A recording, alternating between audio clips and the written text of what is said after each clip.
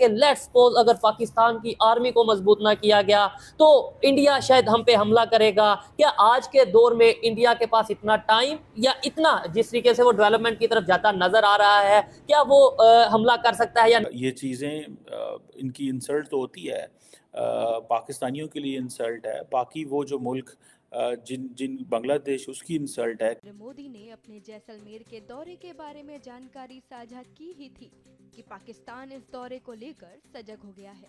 इस दौरे की जानकारी आने के बाद पाकिस्तान के आर्मी चीफ आसिफ मुनीर पाकिस्तान के पूर्वी पंजाब में पड़ने वाले रहीम यार खान पहुंचे, जहां उन्होंने पाकिस्तानी सेना की विभिन्न तैयारियों को देखा और पाकिस्तानी आर्मी के युद्ध की तैयारियों का जायजा लिया। हमारी रॉकेट के कैलकुलेशन, हमारी आईटीज की चीजें सारी इंडिया के पास है।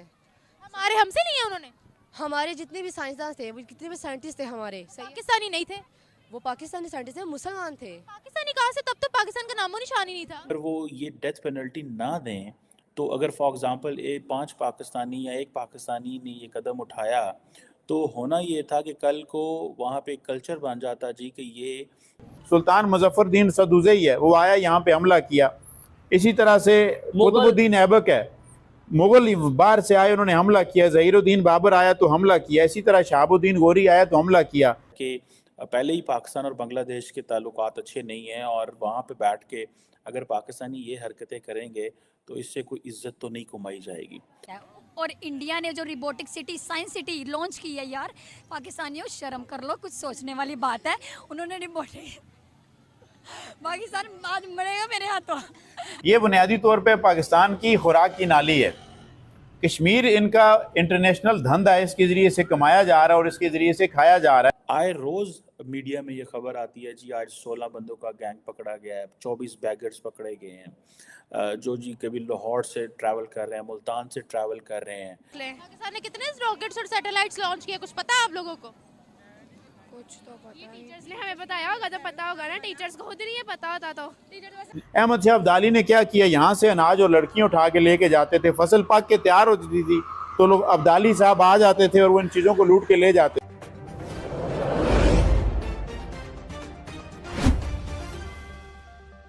हुकूमत से गुजारिश है एजुकेशन इंस्टीट्यूशन से कि आप पाकिस्तान के यूथ के लिए कुछ कर दें, जैसे बाहर के मुल्क के लोग अपने नौजवानों के लिए कितना कुछ करते हैं। जैसे कितनी दफा हम चांद पे पहुंच चुके हैं? मुझे लग रहा है एक दफ़ा भी नहीं, यानी कि एक दफ़ा गए हैं, उसके बाद जो पिछली भी नहीं गए।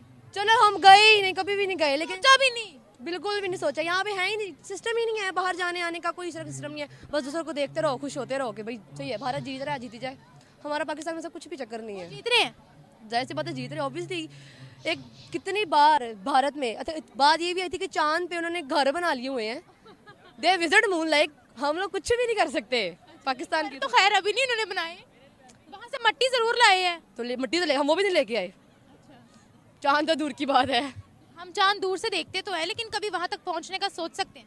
सोच सकते हैं, मैं सोचती हूँ। महंगाई नहीं है, बस ऐसी बात है।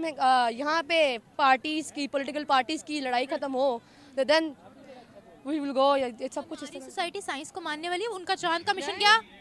नहीं, हमारी सोसाइटी साइंस को मानती ही नहीं है। दे बिलीव ऑन करामास, नॉट ऑन। पर बिलीव करती है करामास पे, सुपरस्टिशंस पे। They can't be in reality. Society कैसे सुपरस्टिशंस पे बिलीव रखती है? देखिए ना, दुनिया एजुकेशन पे बिलीव कर रही है, साइंस पे बिलीव कर रही है, आगे पहुंच रही है। हम सिर्फ और सिर्फ किस्मत आजमाई है कि किस्मत में होगा तो करेंगे, वरना नहीं करेंगे। क्या बात है, बिल्कुल सही बात। यही बात है।